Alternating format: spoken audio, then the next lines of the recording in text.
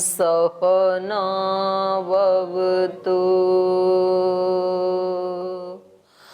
सहनौ भुनक्तु सह वीर्यं करवावहै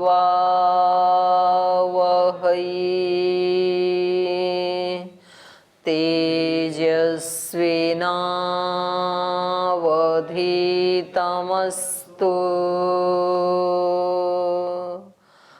मा विद्विषावहै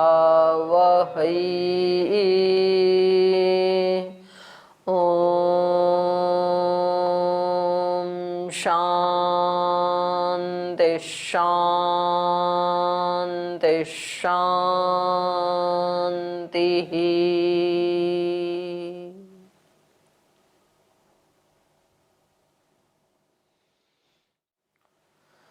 न्याय दर्शन के चतुर्थ अध्याय का द्वितीय आह्निक हम पढ़ रहे हैं।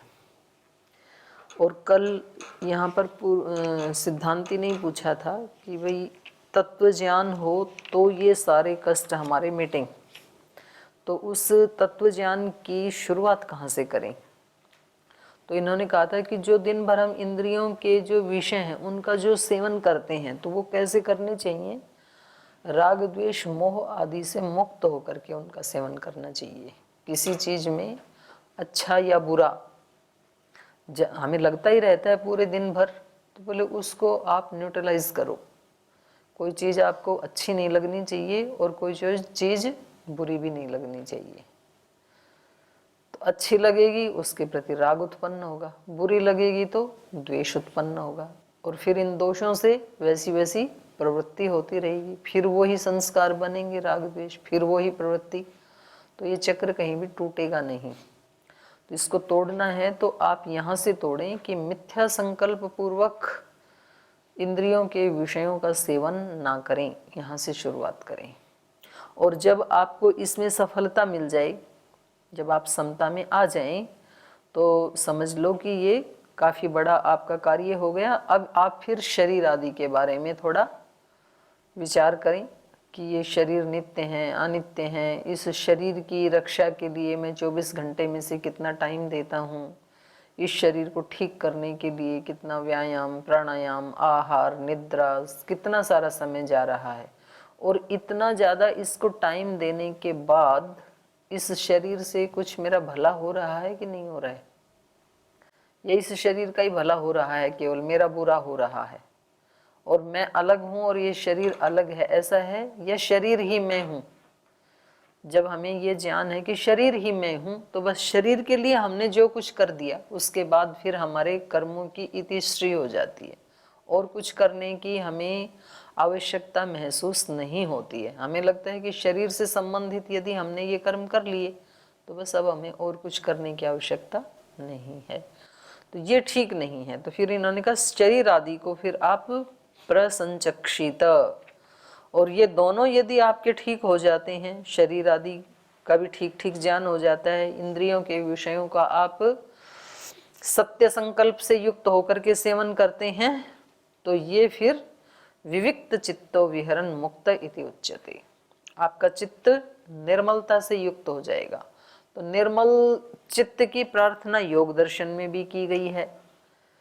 माने साधना की शुरुआत कहाँ से हो, चित्त की निर्मलता से हो, चित्त की प्रसन्नता, चित्त की निर्मलता। क्योंकि अशुद्ध चित्त से हम जो कुछ भी करेंगे वो शुद्ध हो ही नहीं सकता है, वो सब काला पीला मटमैला ही रहेगा, और उससे जो सम्मिश्रित कर्म है उनसे कभी सुख मिल नहीं सकता है, मिश्रित ही फल मिलेगा। थोड़ा बहुत सुख का आभास होगा, बहुत ज़्यादा दुख का आभास होगा, वही सब मिलता रहेगा। तो चित्त की प्रसन्नता पे सभी शास्त्रों ने बहुत बल दिया है और उसका उपाय भी बता दिया है। तो विविक्त चित्तो विहरण, जब आप निर्मल चित्त होकर के विहरण करेंगे तब मुक्त इति उच्यते, तब आप मुक्त कहलाएंगे।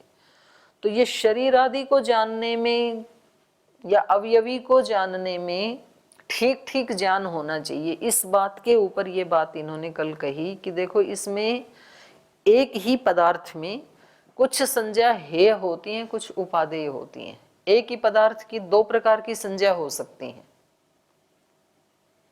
यदि हम उसके अवयवों को मिथ्या संकल्प से युक्त होकर के और फिर उस संजी को देखते हैं तो वो संज्ञा हमारे लिए क्या हो जाएगी? बंधन का कारण और दुख का कारण। तो उसमें इन्होंने दो संज्ञाएं बताई, निमित्त संज्ञा, अनुव्यंजन संज्ञा। ये हमारे लिए बंधन का कारण है, दुख का कारण है। और दूसरी इसमें बताई उपादेय संज्ञा। तो वो है कि एक एक पदार्थ जो इसका है, जैसा कि श्लोम, मांस, शोणित, अस्थि आदि आदि, इसको यदि हम देखेंगे तो फिर इससे हटने की इच्छा होती है, इसमें फिर कोई राग नहीं होगा। ठीक है भाई, एक साधन है और ये साधन ऐसा है कि बाहर से तो ठीक ठाक दिखता है, अंदर से इसमें सब मल मूत्र खून मांस आदि सब ऐसी ही चीजें भरी पड़ी हैं जो अच्छी नहीं हैं। तो फिर इसके प्रति आसक्ति तो होगी नहीं, लेकिन साधन के रूप में हम इसको जरूर ठीक रखेंगे तो फिर बचाव हो जाएगा। तो इन्होंने एक उदाहरण दिया था कि देखो ये ऐसा ही है जैसे किसी अन्न में, किसी हलवा में या खीर में विष मिला हुआ हो। तो अब इसकी दो संज्ञा हो सकती हैं। देखने में हलवे जैसा दिख रहा है तो हलवा संज्ञा हो सकती है, उसको कहा अन्न संज्ञा। लेकिन विष मिला हुआ है तो इसको हम विष संज्ञा भी दे सकते हैं कि यह क्या है? बोले विष रखा है ये हलवे के रूप में। तो जब विष देखेंगे तब तो ये संज्ञा कैसी हो जाएगी? हे हो जाएगी, इसको हम नहीं स्वीकार करेंगे। और जब हम इसकी अन्न संज्ञा के रूप में देखेंगे तो ये उपादेय हो जाएगी, जो कि हमारे लिए मृत्यु का कारण बनेगी ये संज्ञा। तो ये अवयवी जितने भी हैं संसार में, जो भी शरीर हैं, जिन शरीरों के संपर्क में हम आते हैं, उनके प्रति हमारे मन में उपादेय संज्ञा नहीं होनी चाहिए। साधन के रूप में आप उपादेय संज्ञा करें तो ठीक है, लेकिन साध्य के रूप में उपादेय संज्ञा नहीं होनी चाहिए। साध्य के रूप में तो ये सब अवयवी, ये सब शरीर आदि क्या हैं? हेय कोटि के ही हैं। तो ये इन्होंने बताया, इति त्रिभिः सूत्रैः तत्व ज्ञानोत्पत्ति प्रकरणम। अब यहाँ पर ये कह रहे हैं कि भाई यदि पूर्व पक्षी का है ये कि यदि अवयवी से ही, इन शरीर आदि से ही मिथ्या ज्ञान होकर के हम बंधन से युक्त हो जाते हैं, ऐसा यदि आपका मानना है तो बोले अवयवी तो होता ही नहीं है। एक पहले दूसरे अध्याय में भी लंबा प्रकरण चला था अवयव अवयवी का। अब दोबारा ये शरीर आदि की संज्ञा से, क्योंकि ये प्रसंगवश आ गया, तो एक बार फिर ये एंट्री कर रहे हैं उसकी अवयव अवयवी की। अथ इदानीम अर्थम निराकरिष्यत। अर्थ मतलब पदार्थ, कि जिनको आप अवयवी कह रहे हैं, जिनको आप पदार्थ कह रहे हैं, वो तो होते ही नहीं है। तो उस पदार्थ मात्र को निराकरण करते हुए अवयवी उपपाद्यते, सिद्धांति की तरफ से अवयवी का उपपादन किया जा रहा है। पूर्व पक्षी की तरफ से अर्थ मात्र का निराकरण किया जा रहा है, सिद्धांति की तरफ से अवयवी का उपपादन किया जा रहा है, उपलब्धि है ऐसा कहा जा रहा है। तो ये प्रकरण चलेगा। तो पूर्व पक्षी कह रहे हैं विद्या अविद्या, विद्या विद्यात्, द्वैविध्यात् संशय। विद्या और अविद्या दो दो प्रकार की है। विद्या भी दो प्रकार की है, विद्या मतलब ज्ञान, और अज्ञान भी दो प्रकार का है। तो इसलिए हमें संशय हो रहा है। विद्या का मतलब है ज्ञान। जिन वस्तुओं का हमें ज्ञान हो रहा है ना, वो दो प्रकार का है। एक तो वो वस्तु होते हुए दिखती है, एक तो न होते हुए दिखती है। जैसे हमें जल का ज्ञान होता है, किसी तालाब में पानी भरा है, तो ये ज्ञान कैसा है? जल के होते हुए जल का ज्ञान हो रहा है। और एक मृग मरीचिका में भी हमें पानी जैसा दिखाई देता है, वो भी ज्ञान है। वो ज्ञान कैसा है? न होते हुए ज्ञान हो रहा है। तो विद्या के भी दो प्रकार हैं, होते हुए ज्ञान होना, न होते हुए भी ज्ञान होना। ऐसे ही अविद्या के भी दो प्रकार हैं। कोई वस्तु कभी तो होते हुए नहीं दिखती है और कभी तो न होते हुए नहीं दिखती है। जैसे इस स्थान के ऊपर गाय नहीं है, तो ये गाय की अनुपलब्धि या अज्ञान कैसा है? न होते हुए नहीं दिख रही है।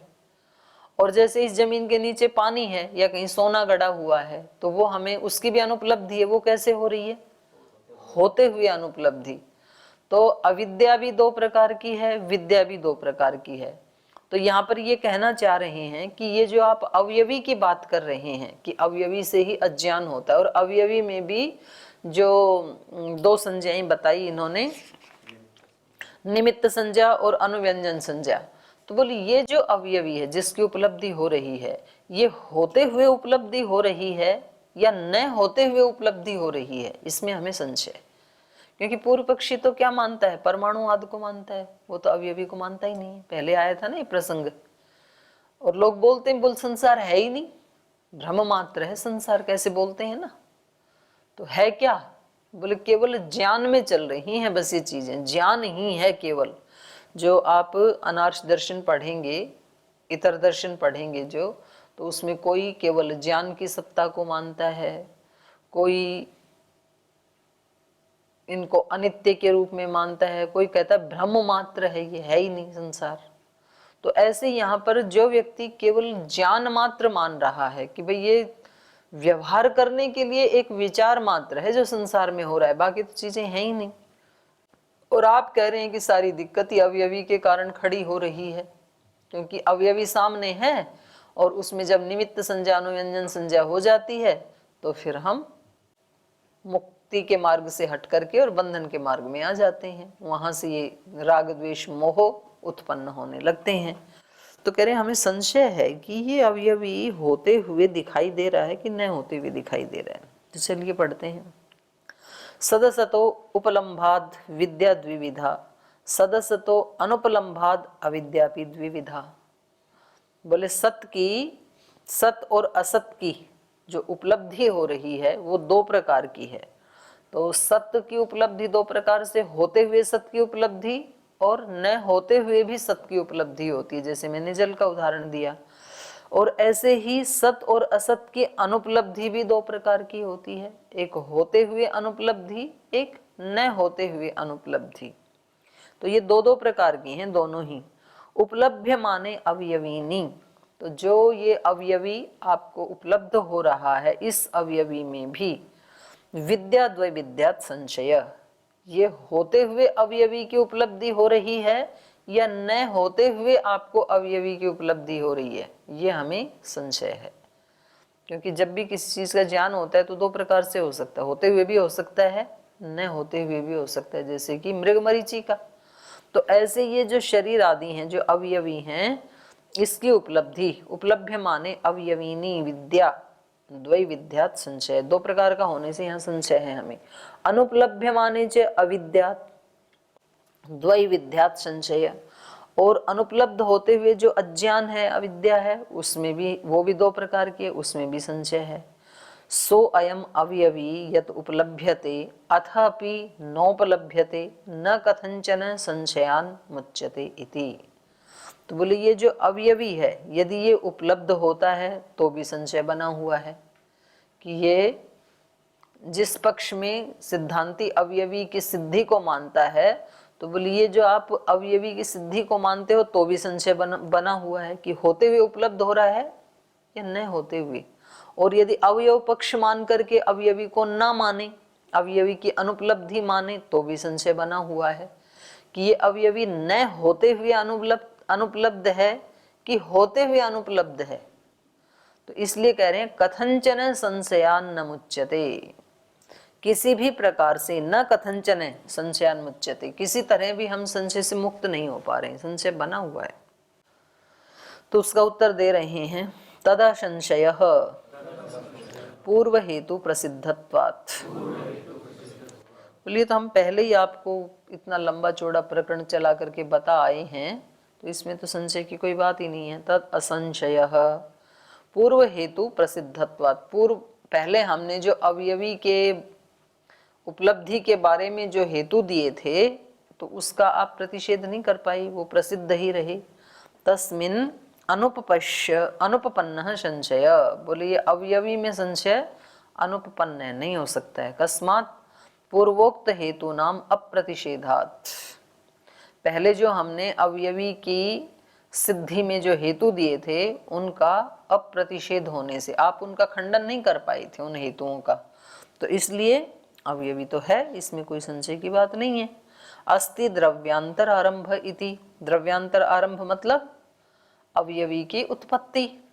बहुत सारे जो द्रव्य हैं मिट्टी आदि के, उनसे द्रव्यांतर की उत्पत्ति होती है, घटपट घट आदि की उत्पत्ति होती है। तो ये कह रहे हैं कि नहीं, वृत्त्यनुपपत्तेरपि तर्हि न संशय। आप उपलब्धि में यदि कह रहे हैं कि संशय नहीं होता है, तो हम कहेंगे कि अनुपलब्धि में भी कोई संशय नहीं है, अवयवी है ही नहीं। संशय अनुपपत्ति नास्ति अवयवी इति, हमारे पक्ष में भी कोई संशय नहीं है, क्योंकि हमारा पक्ष क्या कह रहा है, अवयवी है ही नहीं। है ही नहीं तो संशय किस चीज का, केवल ये तो व्यवहार के लिए विचार मात्र है, अवयवी होता ही नहीं है। वृत्ति अनुपपत्तिरपि, वृत्ति की अनुपपत्ति होने से अर्थात उसकी सत्ता की अनुपपत्ति होने से तर्हि न संशय, तब भी हमारे पक्ष में भी संशय नहीं है। तद विभजते, अब इसका विवेचन किया जा रहा है कि है या नहीं है। तो पहले पूर्व पक्षी के मत को ले रहे हैं। पूर्व पक्षी कह रहा है कृत्स्नैक देश अवृत्तित्वात् अवयवानाम अवयव्यभाव।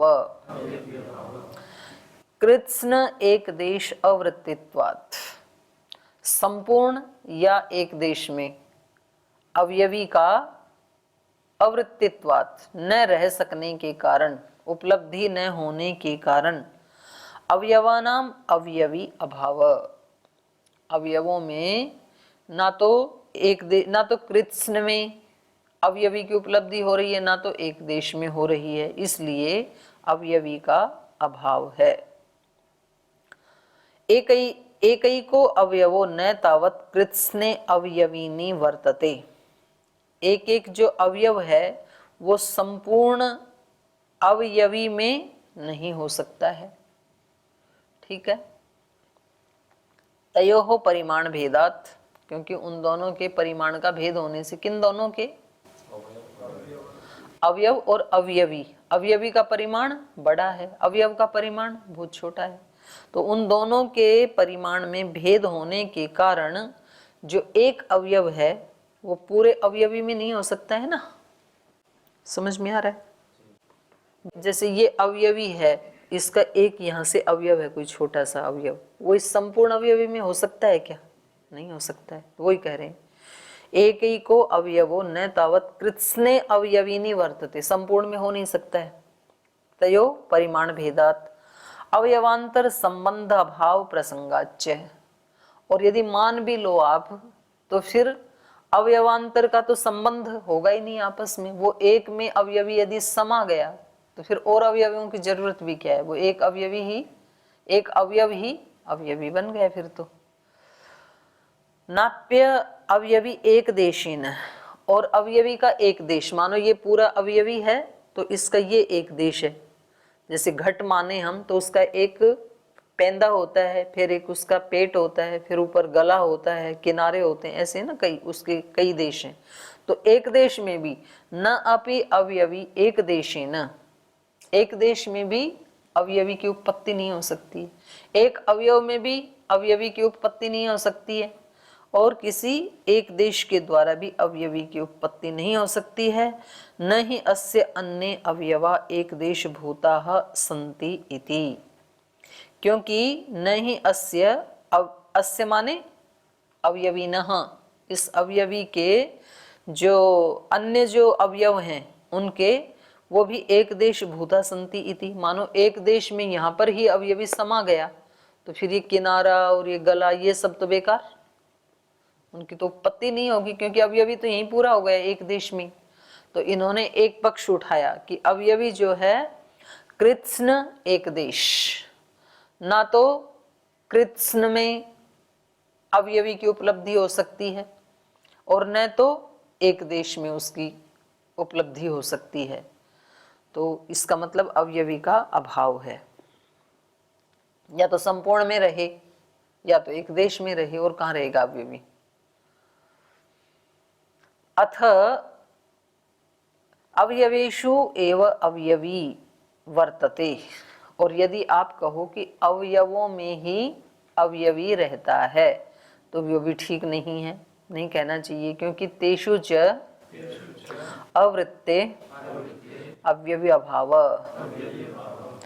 तेषु च अवृत्ते, उन संपूर्ण अवयवों में भी ये नहीं रह सकता है अवयवी, इसलिए अवयवी का अभाव है। संपूर्ण में क्यों नहीं रह सकता है वो बता रहे हैं। न तावत प्रत्यय अवयवम वर्तते, प्रत्येक अवयव में भी अवयवी नहीं रह सकता है। क्यों? तयोः परिमाण भेदात, क्योंकि अवयव और अवयवी के परिमाण का भेद होने से। प्रत्येक में यदि अवयवी है तो बहुत सारे अवयवी हो गई ना, फिर एक अवयवी तो रहा नहीं, तो उनके परिमाण का भेद होने से। द्रव्यस्य च एक द्रव्यत्व प्रसंगात, और यदि आप अवयवी को मान रहे हैं तो अवयवी क्या होता है? एक द्रव्य होता है। और द्रव्यस्य च एक द्रव्यत्व प्रसंगात, कोई द्रव्य होता है उसमें एक द्रव्यत्व भी रहता है, माने उसमें एक अवयवी में एक अवयवित्व ही रहेगा, उसमें अनेक नहीं हो सकते हैं। तो आप अवयवों में बहुत सारे अवयवों में अवयवी रहता है वो भी नहीं कह सकते हैं। तो दो तरह से खंडन कर दिया। नापि एक देशीन, और इन अवयवों के एक देश में भी अवयवी नहीं रह सकता है। क्यों? सर्वेषु अन्य अवयव अभावात, सभी में अन्य अवयवों का अभाव होने से। जितने भी अवयव हैं उसमें इतरेतर अभाव तो है ही, सब में सबका अभाव है। जो 5 नंबर का अवयव है उसमें छठा नहीं है, 8वां नहीं है, 9वां नहीं है। 8वें नंबर के अवयव में छठा नहीं है, पहला दूसरा तीसरा नहीं है, ऐसे। सर्वेषु अन्य अवयव अभावात् तदेवं न युक्तः संशयो नास्ति अवयवी इति। तो इसलिए यहाँ पर संशय करने की आवश्यकता ही नहीं है। पूर्व पक्षी कह रहा है अवयवी है ही नहीं, अवयवी हो ही नहीं सकता है। शरीर आदि से आप तो कह रहे हो अज्ञान आदि उत्पन्न होता है, अज्ञान आदि तो उत्पन्न तब हो जब वो हो, है ही नहीं, आप तो भ्रम कर रहे हैं ऐसी। तो एक देश में नहीं रह सकता है, कृत्स्न में नहीं रह सकता है अवयवी, अवयवों में नहीं रह सकता है, तो और कहाँ रहेगा फिर? और तो कुछ ऑप्शन बचा नहीं, एक बचा है। पृथक च अवयवेभ्यो अवृत्ते है। कह रहे हैं कि यदि आप कहो कि इन एक देश से भी वो अलग है, एक अवयव से भी अलग है, और संपूर्ण अवयवों से भी अलग है, सबसे अलग है, ऐसा यदि कहो तो भी नहीं हो सकता। क्योंकि इन सबसे अलग उसका आधार क्या है, आश्रय क्या है, रहेगा कैसे अवयवी? तो किसी भी दृष्टि से आप अवयवी की सिद्धि नहीं कर सकते हैं। माने अवयव या अवयवी से पृथक। फिर तीसरा ऑप्शन क्या हुआ? दोनों से ही अलग अवयवी रहता है, तो ये भी नहीं हो सकता है। तो इन्होंने 3 हेतु दे दिए अवयवी का खंडन करने के लिए। कृत्स्न एक देश अवृत्तित्वात्, और तेषु अवृत्तित्वात्, संपूर्ण में भी नहीं रह सकता है, एक देश में भी नहीं रह सकता है, और एक अवयव में भी नहीं रह सकता है, और सबसे अलग भी नहीं रह सकता है। नहीं तो फिर अवयवी कैसा? अवयवी का मतलब ही क्या है? अवयव वाला, तो ये तो रह ही नहीं सकता है। पृथक च अवयवेभ्यो धर्मेभ्यो धर्मस्य अग्रहणात् इति समानम। अवयवों से अलग रहे ऐसा यदि कहो तो भी अवयवी की सिद्धि नहीं होगी, क्योंकि अवयवी तो कहते ही उसको हैं जो अवयव वाला। तो धर्मेभ्यो धर्मस्य अग्रहणात्, धर्मी कौन है यहाँ पर? अवयव, अवयवी नहीं, अवयव। अवयव धर्मी है क्योंकि अवयव वाला है ना। तो धर्मीभ्यो धर्मस्य, धर्म क्या है? अवयवी। ये जो अवयवी धर्म है ये अवयव से रहित नहीं हो सकता है।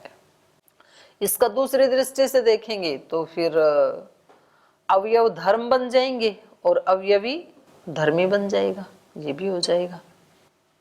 धर्म वाला ऐसे समास करेंगे तो उसमें अवयवी धर्म है जिसमें, तो फिर ये संपूर्ण बन जाएगा। न च अवयव अवयव न च अवयवी अवयवाः, कह रहे हैं ये जो धर्मी रूप अवयव हैं इनसे पृथक अवयवी रूप धर्म की उपलब्धि नहीं हो सकती है। माने जो ऊपर की पंक्ति थी जिसके आगे नो लिखा है वो इस सूत्र में कह दिया, न अवयवी अवयवा, माने पूरा जो अवयव हैं वो भी अवयवी नहीं हो सकते हैं। तो एक तरह से ये कहा कि भाई धर्म जो है वो धर्मी से अलग नहीं रह सकता, धर्मी में ही रहेगा धर्म। तो ये चार तरह से इन्होंने एक तरह से खंडन कर दिया अवयव का, ये अवयवी का। अब इसका उत्तर देंगे। ये मेरे को तो बहुत देर में समझ में आया था, आपको तो फटाफट समझ में आ गया अवयव अवयवी वाला। तीन तरह से जो खंडन किया है समझ में नहीं आ रहा था। कृत्स्न एक देश अवृत्तित्वात् अवयवानाम अवयवी अभाव, तेषु च अवृत्तेः अवयवी अभाव, पृथक् च अवयवेभ्यो अवृत्तेः अवयवी अभाव, न च अवयवी अवयवाः। तो चार ढंग से इसका खंडन कर दिया इन्होंने। अब इसका उत्तर ये दे रहे हैं, एकस्मिन् भेदाभावात् भेद शब्द प्रयोग अनुपपत्तेः अप्रश्नः। एकस्मिन् भेद अभावात्, बोले ये आपने जो चार प्रकार के हेतु दे करके आरोप लगा करके अवयवी का खंडन किया है, ये बन ही नहीं पाएगा। क्योंकि एकस्मिन् भेद अभावात्, अवयवी क्या होता है? एक होता है, और एक में भेद का अभाव होने से भेद कहाँ होगा? कम से कम दो या दो से ज्यादा हो तभी तो भेद हो उसमें, एक में क्या भेद हो सकता है? एकस्मिन् भेदाभावात् भेद शब्द प्रयोग अनुपपत्तेः, भेद शब्द के प्रयोग की उपपत्ति ही नहीं होगी एक में। भेद शब्द का प्रयोग कहाँ हो सकता है? दो या दो से अधिक में हो सकता है भेद शब्द का प्रयोग, और आप तो एक में ही कर रहे हो। संपूर्ण अवयवी नहीं है, एक देश अवयवी नहीं है, तो ये भेद कर दिया ना आपने, तो एक में ही। अवयव एक अवयव अवयवी नहीं है, सारे अवयव मिलकर भी अवयवी नहीं हैं, और इनसे अलग भी अवयवी नहीं है, ऐसे बोल दिया आपने। तो ये भेद हो ही नहीं पाएगा। एकस्मिन् भेद अभावात् भेद शब्द प्रयोग अनुपपत्तेः अप्रश्नः, इसलिए आपका प्रश्न बन ही नहीं पाएगा। कौन सा प्रश्न? कि ये अवयवी है भी कि नहीं, इसमें संशय है। क्योंकि ये चार ढंग से इसने प्रश्न उठाई, ऐसे भी अवयवी नहीं हो सकता, ऐसे भी नहीं हो सकता, ऐसे भी नहीं हो सकता, तो बोले ये आपके प्रश्न बनेंगे ही नहीं। तो इसको भाष्यकार बता रहे हैं, किम प्रति अवयवम कृत्स्नो अवयवी वर्तते अथ एकदेशेन इति नोपपद्यते प्रश्नः। जो पहले वाला खंडन किया था ना कि प्रति अवयवम प्रत्येक अवयव में कृत्स्नो अवयवी वर्तते, संपूर्ण अवयवी रहता है क्या? अथ एक देशेन इति, या एक देश में संपूर्ण अवयवी रहता है। इति न उपपद्यते प्रश्न, ये प्रश्न ही नहीं बनेगा। यही तो पूछा था पूर्व पक्षी ने पहले वाले सूत्र में जो खंडन किया था कि एक अवयव में संपूर्ण नहीं रह सकता है और एक देश में भी संपूर्ण नहीं रह सकता है, तो दो तरह से खंडन के बोली प्रश्न उत्पन्न नहीं हो पाएगा। क्यों?